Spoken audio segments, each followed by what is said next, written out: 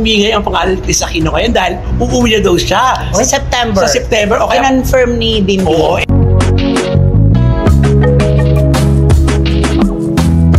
Ito na. Meron na namang kwento na kumakalat, ha?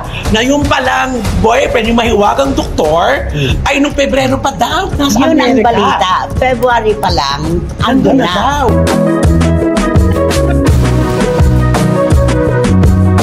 Hindi ba siya nagsabi na since February, wala na kaming communication ni Mark? Oo. Di ba? Correct. So, paano yung nagkaroon ng overlapping? Bitiranang kolonista na si Nanay Christy Fermin nagulat sa kumalat na chismis kina Chris Aquino at Batangas Vice Governor Mark Levisty. Kung bago lang kayo dito sa aking YouTube channel, huwag kalimutan mag-subscribe at pindutin niyo na rin ang notification bell para ma-notify kayo sa ating susunod na video. Maraming salamat!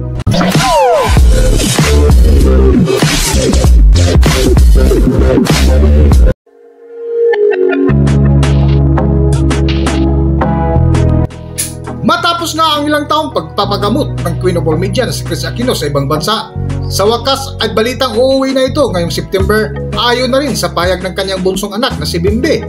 Sa vlog nga ni Nanay Christy Fermin kamakailan ay isa ito sa kanilang hot topic kung saan bungad nga sa kanilang paksa ay ang pag-uwi ni Chris Aquino sa ating bansa. Ikaw magbigay ng pangalawa natin. Naku, eto na nga. Si Chris Aquino, ha? Umingay ang pangalan ni Chris Aquino ngayon dahil uuwi na daw siya. Sa September. Sa September. Okay. Kinonfirm ni Bimbi. Oo.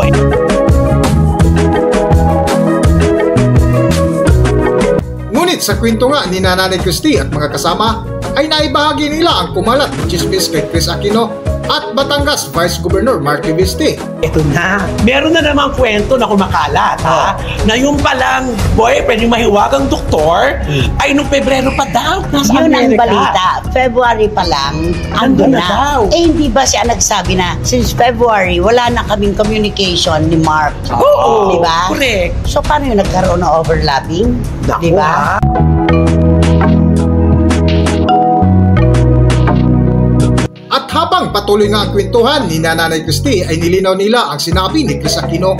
Ngunit nagtaka sila Nanay Christy dahil magkasalungat ang kanilang nakuhang balita ukol sa kanila ni Vice Governor Mark Levisty at Chris Aquino na ayon pa sa kanilang source ni Nanay Christy ay may doktor nang nag-alaga kay Chris Aquino nitong buwan ng Pebrero ng kasalukuyang taon na maging sa kaarawan ni Bimbi ay hindi na rin nagpakita si BG Mark. Pero niliwanag naman yan, di ba? November pa lang. Wala na Hindi sila. na sila talaga nagkakausap masyado. Bakit si BG Mark pag nandito sa Pilipinas at wala doon, meron pa siyang, how are you my queen? My queen. oo. Nandun na pala yung doktor. Yun na nga, nakakaloka. Nung Ang bilis, Pebrero ah. pa. So, ibig sabihin, nag-date sila ng doktor ng February 14 ng birthday. Anong nag-date? Nandun na sa nandun tirahan na niya. Ay! Ay! Oo. Wala naman pala happy-happy. At least may nag-aalaga sa kanya doon. Bilis, no? Oo. At least, doktor yun. Bakit? Minamaliit mo yung mga Hindi, nakaraan? ibig sabihin ganyan yung mga doktor simple maalagaan. Kaya siguro, kaya pinapalit yan siguro kay Mark yung doktor. Kasi yung doktor maaasahan. Ano ba kasi ang pagtingin mo naman kay BG Mark? Ay, di siyempre alam mo naman si BG Mark kasi art nalaman niya. Ay, Ano yun? Ikwento mo. Ano laman Huwag nila? ganyan. Ay, nga. Talaga daw.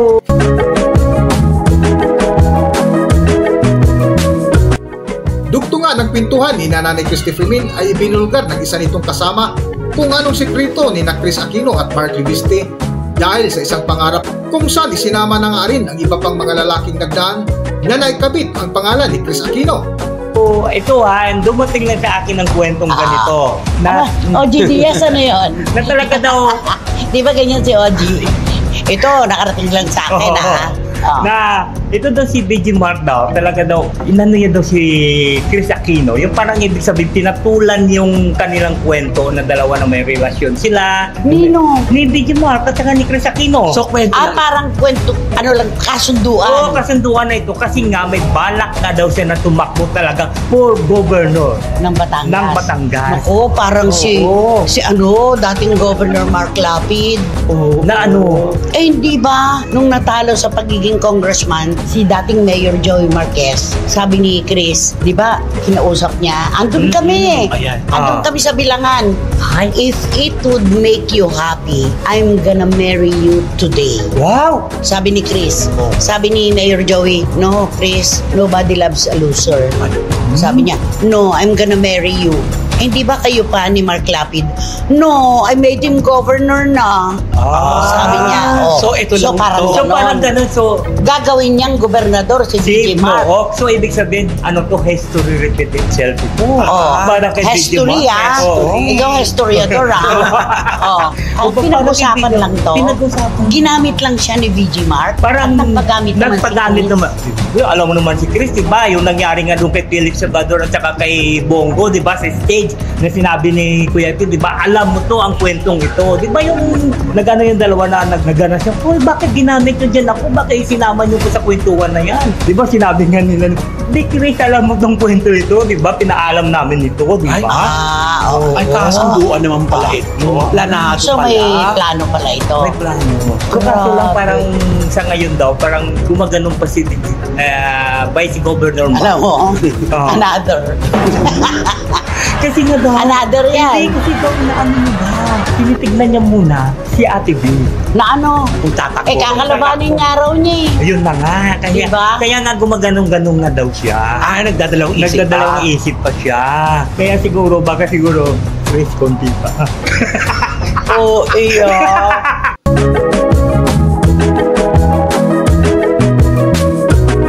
Dahil nga sa mga balita ay isa sa kanila ni Chris Aquino at Mark Leviste ay tinawag ng ilang netizens na isang mangga para lang mapag-usapan sa publiko. Di ba? Kulang pa ba? Kaya pala ang tawag sa kanya manggang hinog. Ayan. Di ba? Manggang hinog. Nalugi na raw yung fruit stand. Ay. Na bankrupt na raw. Hindi naman natin mapipigilan ang pagtawag sa kanya ng ating mga netizens, di ba? Oo, kasi yung nakakahiyaman sa kanyang estado, di ba may tumatawag pa sa kanyang caregiver? Ayan. Di ba parang ganon? Kasi parang OA. Ginagawa niya ang lahat, di ba? Iniiwan ng niya, constituents, pupunta doon kay Tama. Chris. Isipin mo Hindi na halos nakakapaglingkod sa Batangas, di ba? Tapos ang ending pala, Wala rin. na nga. Oo. Tapos ito namin na. Ito, May isa pa, may isa Hindi, pa. siguro mga late post na yun. Nakita ko nga, di ba, nagja-jogging na sila dalawa ni Diyos doon sa Orange County ba yun? County. Orange County. Orange County. Orange County. Oo, nagja-jogging sila na. Orange County. Saka ba lumaki? Sa farm. Sa farm. Sila ni Josh? Oo, nagja-jogging sila ng dalawa. Nakahubad ko nga si BJ Mark eh. Hindi ko lang nagtutuwa. Di ba paggamit ka rin?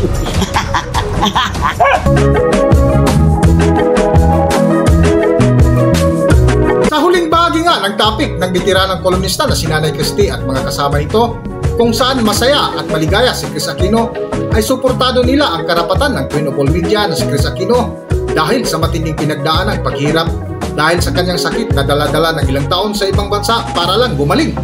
Para sa buong kwento, narito ating panorin ang video. Ako, kung masaya si Chris Aquino sa buhay niya ngayon, ibigay natin yun sa Oo. kanya. Kung sino man. Napakahirap diba? ng kalagayan niya. 2 taon na siya talaga na hindi niya malaman kung anong gamot talaga ang lalapat sa kanyang sakit. Mm. Di ba? Ang AI pa naman siya na nagsabi, walang kagamutan. Correct. Di ba? Mahirap.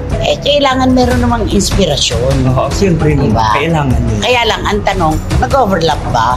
Ay, Ayun ang tanong. yan ang ating susunod na alamin. Kikwentahin natin lahat yan. Nakatulad ng pagkwenta natin sa mga binalita natin na ano. Naalala ko, pero hindi ko Ano na yun? ikukwento. Sige na. Bata pa kasi siya noon.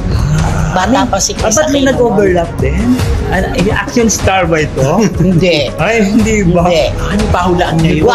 Gwapong aktor. Ay, player ba ito? Hindi.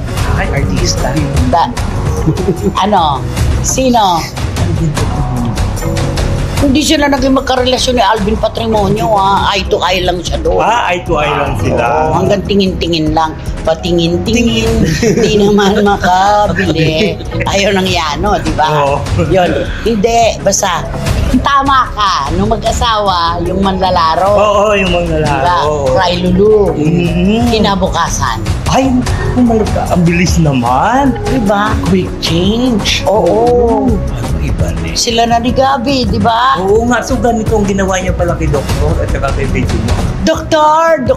Ayan si Doctor, I am Ay nako, kantahan mo na lang si Chris. Alam mo, pagbalik na dito, sasabihin na naman sa'yo, I don't like you. I can reveal to everybody na hopefully sa last quarter ng taon bago magpasko, I'll be back in the Philippines. Hanggang dito na lang muna ang ating video at kung nagustuhan nyo, huwag kalimutan mag-subscribe at pindutin nyo na rin ang notification bell para ma-notify kayo sa ating susunod na video. Maraming salamat!